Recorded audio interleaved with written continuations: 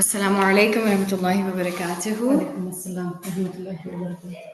Let's begin, inshallah. A'udhu billahi minash shaitanir rajim. Bismillah ar-Rahmanir Rahim. Rabbi shrah li sadri wa yassir li amri wahlul uqdatan min lisani yafqahu qawli.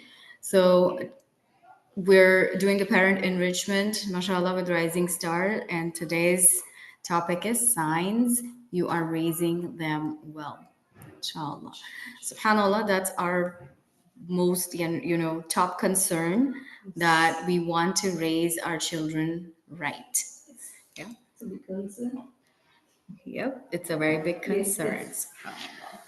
All right, so we're gonna learn and we're gonna see what are the signs we should see in our kids and our children as they're growing up, as we are parenting them, to tell us, because we always should check in, how we're doing. We should always check ourselves, and we're gonna learn the signs they should display in their behavior, in their character, which can tell us if we are raising our children right or not, inshallah. So, as we know from the Quran, Surah Al-Kahf, Allah subhanahu wa ta'ala has mentioned that the children, wealth and children, are but adornment of the worldly life. We know that these beautiful little human beings are a blessing and a test.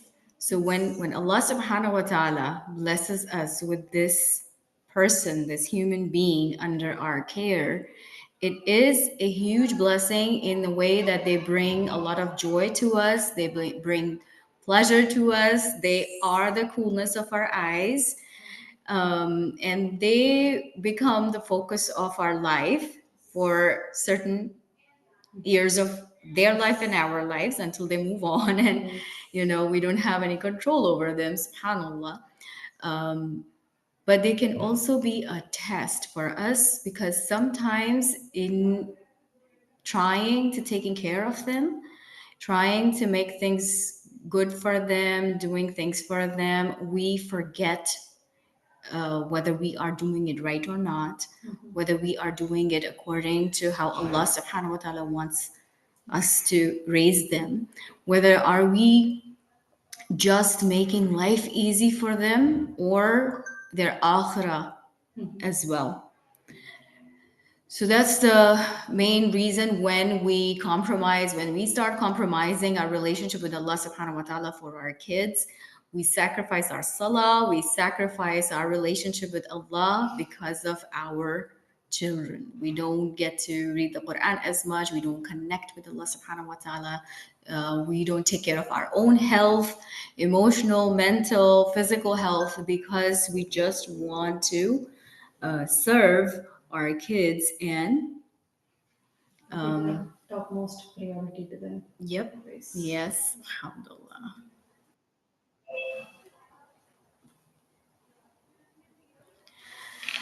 So that's what we need to learn, that we need to create a balance between the life of dunya and the life of akhirah, and the balance between how much you should take care of yourself, and by taking care of yourself, you're going to be able to take care of your kids better, inshallah. So having the clarity of our purpose, having the clarity of our goals, helps us to determine the path we need to be walking on to raise them well, inshallah. Okay. So the first sign you should see in your child is that they show kindness and empathy towards others. So your child considers other people's feelings. They help them. If they see somebody needs help, they go ahead and help them. They don't wait until it's asked.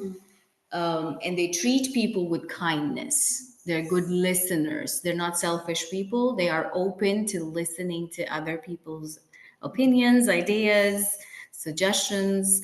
And this applies in many places, especially if you talk about younger kids. This applies in their classroom, their treatment with their class fellows, their treatment with their teachers.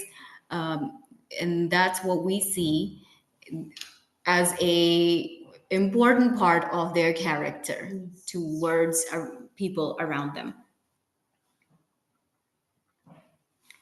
The second quality they should display is that they are honest and trustworthy. They understand the importance of honesty even when it's difficult and take responsibility for their actions. This is a very challenging place to be in because there's a lot of peer pressure. And it applies to anybody, subhanallah. As adults, we also face this challenge and we are sometimes scared of some consequences, or we worry about people not being happy with us or leaving us or getting upset. We worry about all those things and then we choose not to be honest. There is a way to it though. You got to be very careful how honest you are being. So, sometimes we are rude and we we say we're honest, and that's not the real honesty. So, inshallah, we need to make sure that our kids are growing up to be honest and trustworthy adults. Third point you should see in your kids is that they respect others. It seems old fashioned now because generally now we see that kids are more, they're friendly, they're frank, they're upfront. So they don't keep anything in their hearts. And these are all very good traits to have, except that they need to know how to do it. They need to learn the difference when they are talking to an adult, or they're talking to their teacher, or they're talking to their parent, or they're talking to a neighbor who's elder, or they're talking to someone who is of the same age or younger. So there's different ways and different ways of approaching people, and that's called respect. There are boundaries and limitations, the way you speak, the way the tone of your voice, the choices of your words, all matters a lot. We should not stop our kids from speaking up. We should let them speak their minds, but they need to know how. I know the way we were raised was to be quiet, right? Don't say anything, just be okay with everything. That's not going to work anymore. We need to allow our kids to speak up because they have a lot of questions, and then they have all the rights to ask those questions. And it's our responsibility, it's our duty to answer those questions as much as we can, inshallah. So we need to teach them how to treat people, regardless of their age or background, with politeness and respect, and honor their parents, grandparents, teachers, and everybody around us. This is what I feel or I believe is respect. Basic respect does not need to be earned, right? You are born with it. You are born with it. So if somebody is not being respectful, they are actually being disrespectful towards themselves, right? So whatever is within us comes out, right? The same thing for the others too. Yes. So we are displaying what we feel about ourselves. So when I'm disrespecting somebody, when I'm rude to somebody, that's how I treat myself in my heart. So being a servant of Allah subhanahu wa ta'ala, it does not suit me to treat anybody below me. Nobody is above me, nobody is below me. We're all at same level of basic respect, right? So when people say that respect is earned, it doesn't sit well with me because a basic level of respect does not need to be earned. We are born with it, right? And we need to know that about ourselves too, because when we know this clearly, then we will be able to differentiate the behaviors people direct towards us. And we'll be able to say, okay, this person is disrespecting me. It's not my fault. It's not something I did. It's their personal issue they're dealing with. They don't know how to. And then you separate people from their behaviors, right? And that's where we learn how to respect people. Now, there are different levels of respect, of course, with the relationships we have in our life. Some people we will show more respect towards, and some people would be not as much, but right now I'm talking about the basic level of respect you approach any person, regardless of their age or background. You have to be polite with people, you have to be kind to them, you need to keep your voice level at a decent pace and all that, inshallah. The fourth sign you should see in your child is that they express gratitude. Your child appreciates what they have, and they have a healthy relationship with money and have sense of financial literacy. They are aware and thankful for the blessings they have in life, including their parents, their siblings, their relatives, their teachers. Anybody in their life is a blessing, Yes. including people who are difficult to deal with. Yes. It's hard to see life like that. It's like a learning from them. It is definitely is a learning, because difficult people actually trigger us, and our triggers, when we are triggered by something, that means that this area of my life needs some work. Yeah, we'll be more stronger and stronger and stronger. Inshallah. Please, Inshallah. And that's the approach we have to show towards life, because life is not easy, it's not simple, it's not smooth, it's up and down. Every day is a different day. We cannot predict how my day is going to be today. May Allah protect all of us.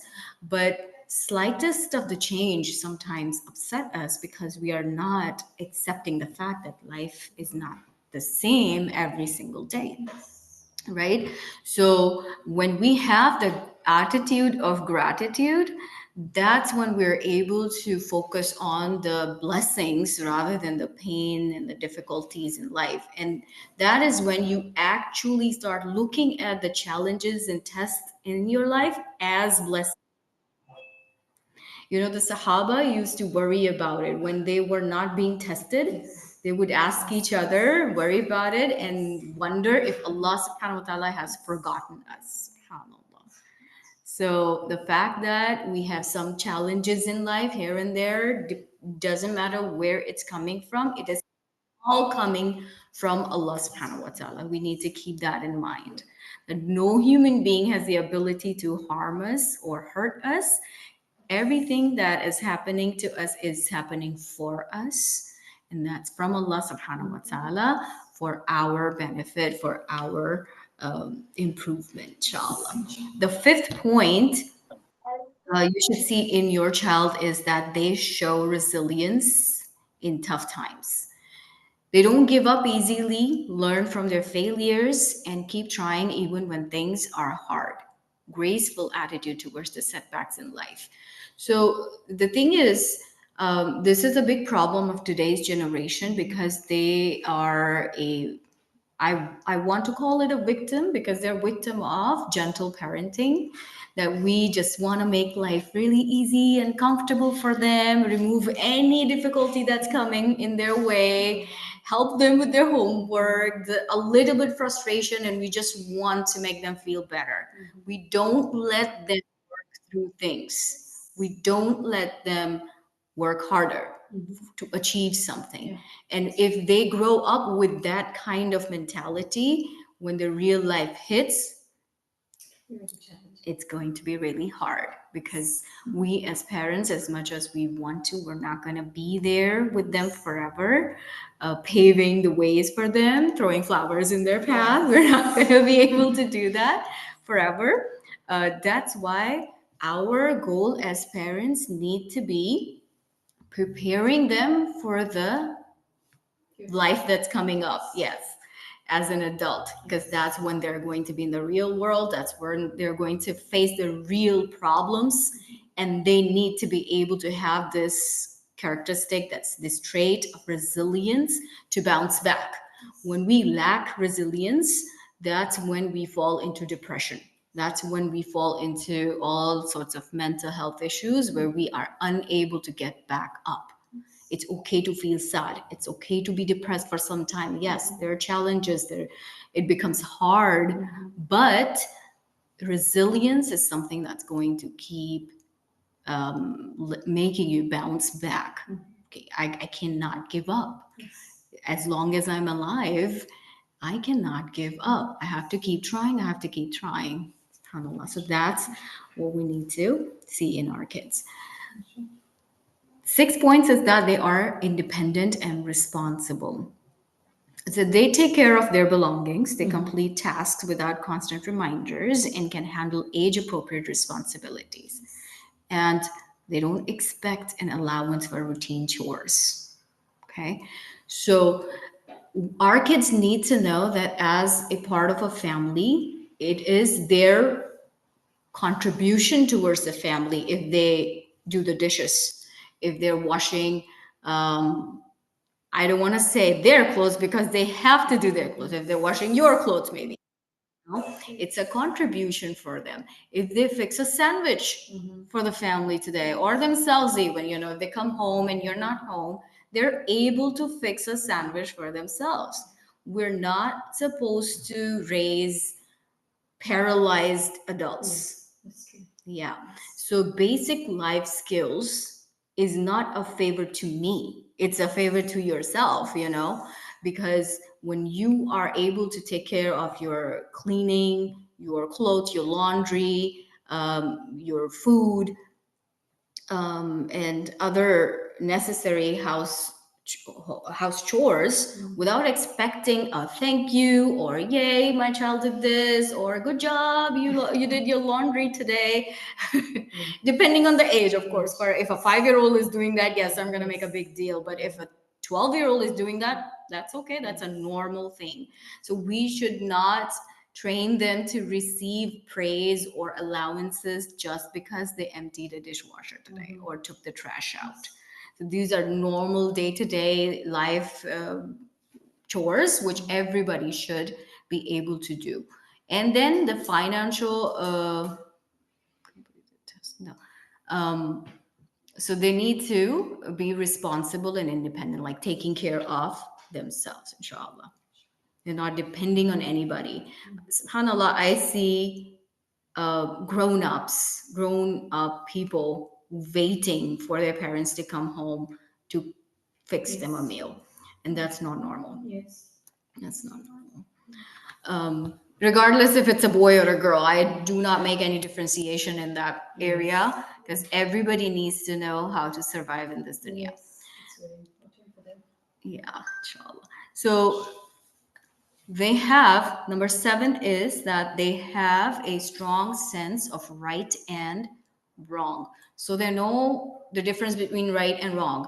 When they, when they're honest and trustworthy people, they're going to be brave enough to stand up for the right and against the wrong. And we need to raise them this way because the world is full of confusions, doubts, distractions, and they need to have that basic sense of right and wrong so they can speak up or make a better choice. Maybe you can, if your child is in a safe environment or better environment, maybe you can guide them up until their high school age. That's a stretch. But after that, when they're in college, especially, it really, subhanAllah, doesn't matter where they're at.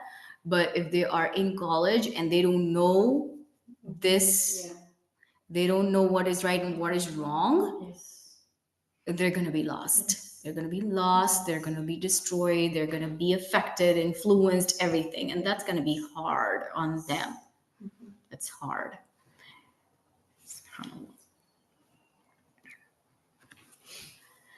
Number 8 is they stand up for what's right. So we almost covered it. Once they have the sense of what is right and what is wrong, they will be able to choose the right. They'll be able to make all the right choices, inshallah, with the help of Allah subhanahu wa ta'ala.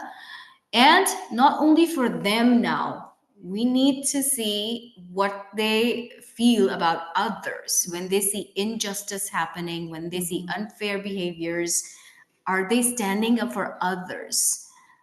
And that's a big deal because if we don't speak up, then we are a part of it. You know, you see a sin and you don't say anything about it, then you are a part of that sin. Yes. Right? We see injustice happening, you don't speak up, you are a part of that injustice. A Like lot we are of the witnessing the yeah, sin. right, We are answerable to Allah subhanahu wa ta'ala. right. And those are one of the according to hadith, those are the parts of your iman, your levels of iman, right? Subhanallah. So the kids need to know, or they need to be brave enough to speak up for somebody else, because we will be asked. Allah subhanahu wa ta'ala will hold us accountable that you saw something wrong happening. What did you do about it? What did you do about it? In whatever capacity, capability you have, you have to do something about it. A lot of the bad, a lot of the evil that's happening in the world today is because all of those good people who are not coming forward and saying anything about it. Just so that we are trying to be safe, or we're not trying to be just, you know, basically we're trying to be safe. Yes. We want to play it safe. Yes. And not want any harm towards us. Yes. But as a believer, as a servant of Allah subhanahu wa ta'ala, it is our responsibility to speak up against injustice in the world. Number 9, they show respect for rules and boundaries. So they understand the importance of rules and follow them, whether at home, school, or in public. So when they are raised right at home, they're used to follow rules and boundaries. And that's basically structure. Okay? This is a structured life. They need to know what I can do and how much I can do it, where I can do something, where I cannot do something, what is a proper manner, what is not. These are all rules and boundaries. And that's how Allah subhanahu wa ta'ala wants us to live our life, a disciplined life. This, yes, balanced and disciplined life. And this does not mean you're suffocating your child.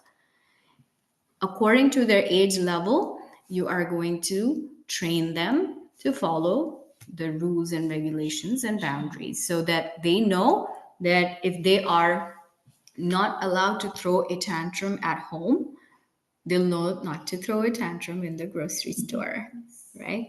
They know that they're not supposed to get into things that are not safe, or are dangerous at home. They're going to behave the same way at someone else's house, right? Inshallah.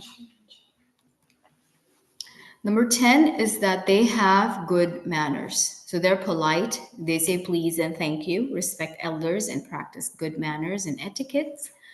They think before they speak. This is very important.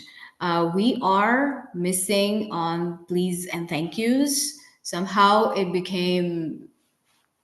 just disappeared from our conversation. And that's one way of showing gratitude towards people around us. And Allah subhanahu wa ta'ala says that a person who's not grateful to the people is not grateful to Allah subhanahu wa ta'ala.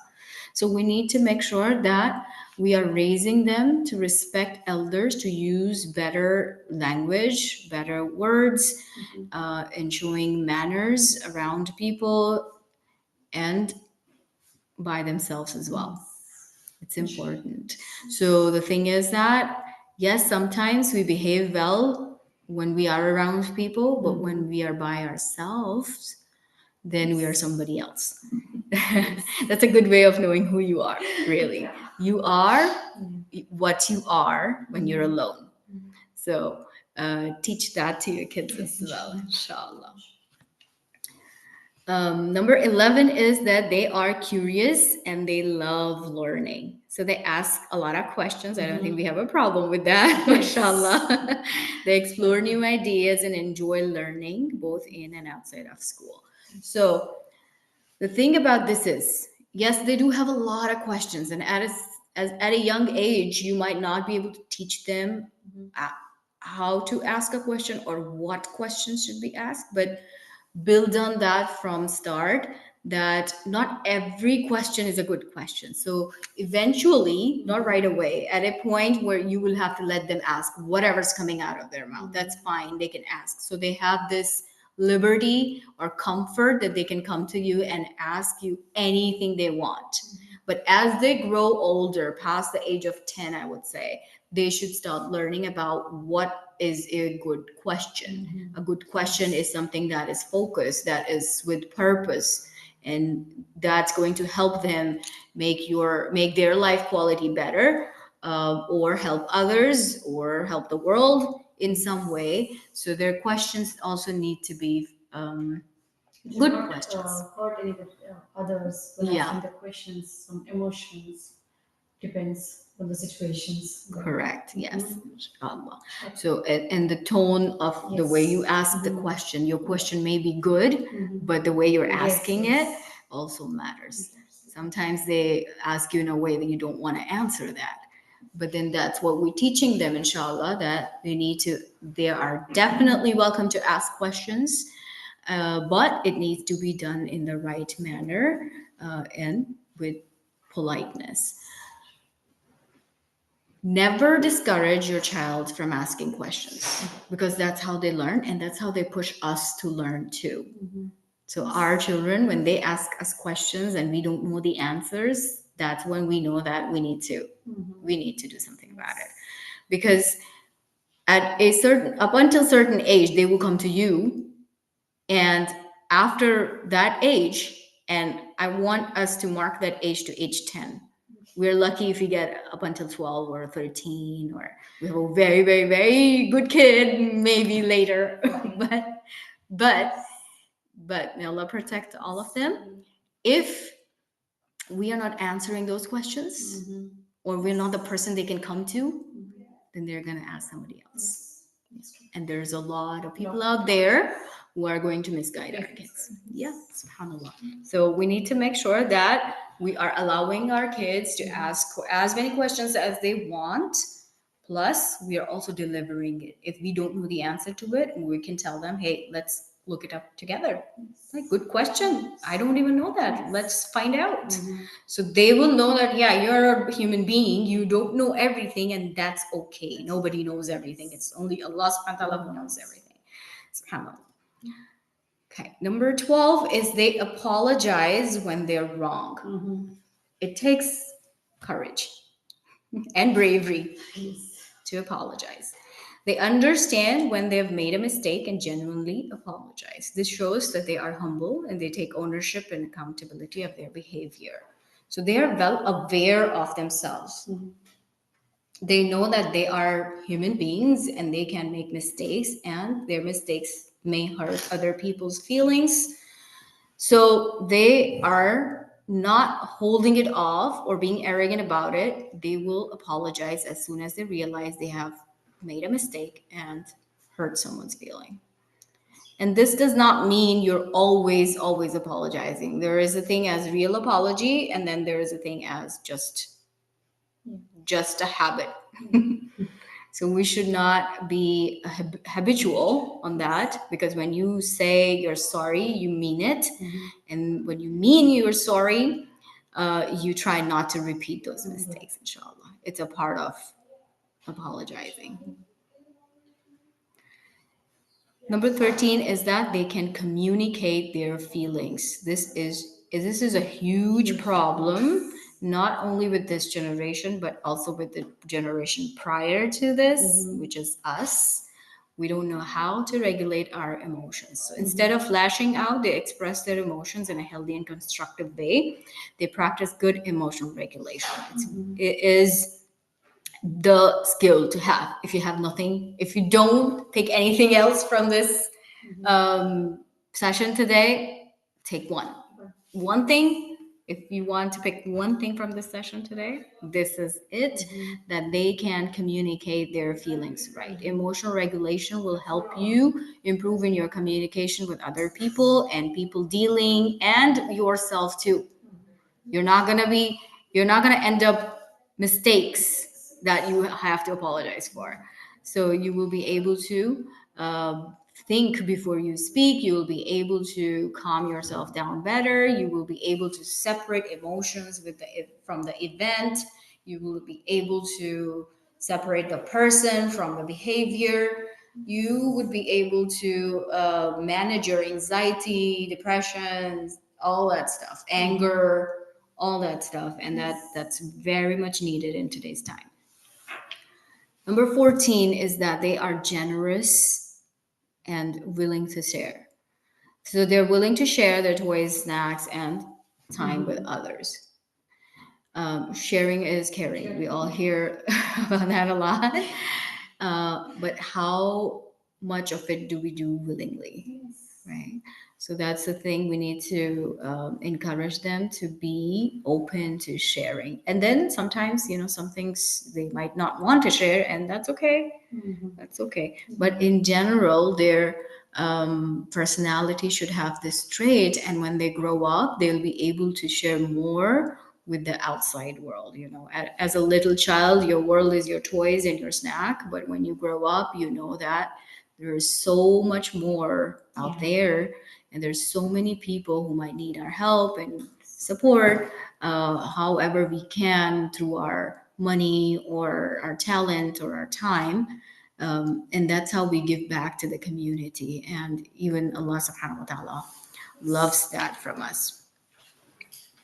15 is that they feel safe and loved. So they express affection, feel comfortable discussing their thoughts, and know that they have a secure and supportive home environment. And this is the kind of environment children need to thrive. So that is 100% our responsibility to provide for them. We need to make sure that as a household, we are providing that safety and security where they are comfortable enough to come to any of the parent, doesn't matter, mom or dad, whichever, but they are comfortable. And even if out of the two, if one is that kind of person, the parent, because not everybody have those skills or personality that you feel comfortable approaching, but even if one parent is able to provide that safe space where they can come and talk about anything, that will help them a lot. That will help them a lot, inshallah. Um, Again, the even more important point I would want to bring in there is your relationship with your spouse. So when the parents among each other are doing well, they are understanding, they are respectful, they are kind to each other, mom and dad, and that's what the kids are observing. It's going to make a huge difference in their life, and it's going to create that healthy and happy environment for a little child to grow up to be a happy and positive adult, inshallah. Spiritually grounded. Spiritually grounded means their connection with their creator. Their connection with Allah subhanahu wa ta'ala starts from the point I believe they are conceived, because that's how you are living your life. If you are living a life of spirituality, you are connected with Allah subhanahu wa ta'ala. Naturally, it affects the baby. And then, subhanallah, it's amazing. I feel the difference between both my kids when I was more spiritually intact or grounded compared to the other one when I was not as much. There's a difference in the personality also. There is a stillness, the terao in one child, and other one is not. SubhanAllah. So it's a huge difference. So when you have conceived a baby, that's when you need to make sure that you have started on it. Parenting starts from there. SubhanAllah. So a spiritual connection with Allah subhanahu wa ta'ala will always keep them grounded, and help them know that there's a being above us who is recording everything, who is, subhanallah, I'm going to be accountable to that being on one day, and I have to answer about everything I'm doing. It makes a big difference in a personality of any person. Now, the most important part is you cannot expect your child to be a certain way if you are not doing all those things. So If you remember the hadith of the Prophet sallallahu alaihi wasallam, that the believer is a mirror to his brother. Yes. And that's what our children are to us. Subhanallah.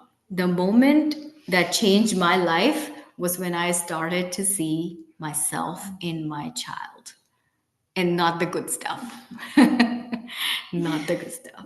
Subhanallah. And then it moved me, and I was in a shock, and I was like, wow, that's not what I want to see. That's not what I like.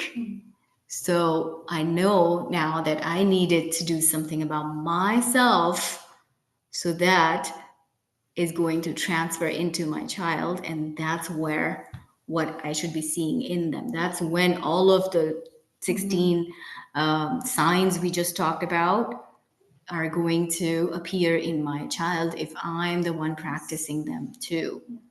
And subhanallah, I'm so grateful to Allah subhanahu wa ta'ala that I see the difference now. I see the difference from being a mother for 21 years, mashallah. I see the difference. Allah Akbar, may Allah protect our children. So children learn from their parents. Actions are more than words. It's called a real tarbiyah for kids. Yes, they absorb everything. Everything. Yes, even your energy. Yes.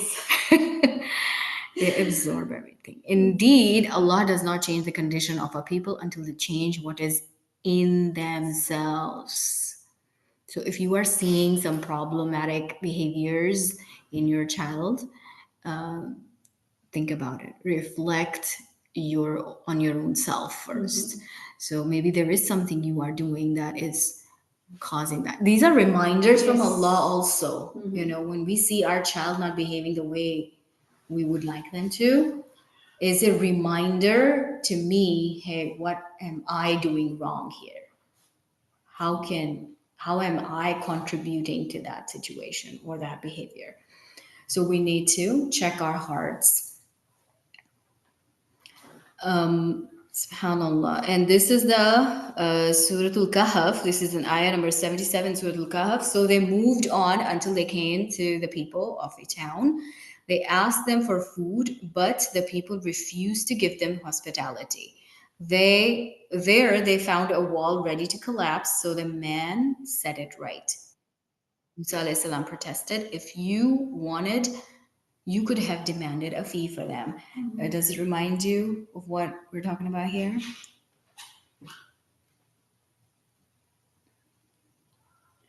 It's the story of Musa and Khidr. Yeah. So when they were traveling, they came across a town where people were not very generous. They did not give them any food. They didn't offer any. Like they travel in the boat. Yeah. First was the boat. Second was that they killed a boy. He killed a boy. And then the third one was he fixed a wall. So, subhanallah. Yes. And then Musa alayhi salam, when he's fixing the wall, Musa alayhi salam is objecting. Why are you fixing this wall? Because these people here are not even. Yeah. He told something about the boy, like in the future they'll get some treasure from this. Yes, so there was a treasure buried under the wall, and as you could see, that the people of the town were not very nice people, and if the treasure was exposed, they would have taken it from those two orphan kids. So, the next part of this ayah is, it says that their father was a righteous person. Yes. When Khizr gives the interpretation of this ayah, he tells Musa alayhi salam that their father is a righteous person, and that's why Allah subhanahu wa ta'ala wanted me to build this wall. And it surprised me when I found out that the father was actually the 7th generation grandfather, not the immediate father. 7th generation. So you see, if you want good for your kids, you need to do good now. We need to do good now, so our generations are protected by Allah subhanahu wa ta'ala. So we have to be righteous before we expect righteous. Subhanallah. The world is changed by your example, not by your opinions. We can talk all we want to, But if you're not doing anything, then there's going to be no difference in the world. Bismillah. So talk less, do more, Yes, inshallah. inshallah. Making dua for your children. That is encouraged by Anbiya. Ibrahim alayhi salam specifically, mashallah, he made so many beautiful du'as. And those du'as are complete and comprehensive du'as. SubhanAllah. And so make those du'as with keeping your child in mind. And that also will teach us that, like I was talking about spiritual grounding for our kids, we also need to be spiritually grounded, and it's going to help us stay spiritually grounded when we are making these du'as. Allah subhanahu wa ta'ala is sharing with us. Yes. There's a reason why these du'as are mentioned in the Quran, that we make those du'as. And dua is the weapon of a believer. SubhanAllah. So one of the du'as is that they are those who pray, our Lord. They mean the good people, the righteous people, the believers are those who pray, our Lord, bless us with pious spouses and offsprings. ربنا هب لنا من أزواجنا وذرياتنا قرة أعين واجعلنا للمتقين إماما. And then the other one is, my Lord, enable me to be grateful for you, for your favor, which you have bestowed upon me and upon my parents, and to do righteousness of which you approve, and make my offspring righteous. Indeed, I have repented to you, and indeed, I am of the Muslims. Surah 46, Ayah 15. So in this dua, we can see that we are making dua for our offsprings along with ourselves. Do not leave yourself out of these duas.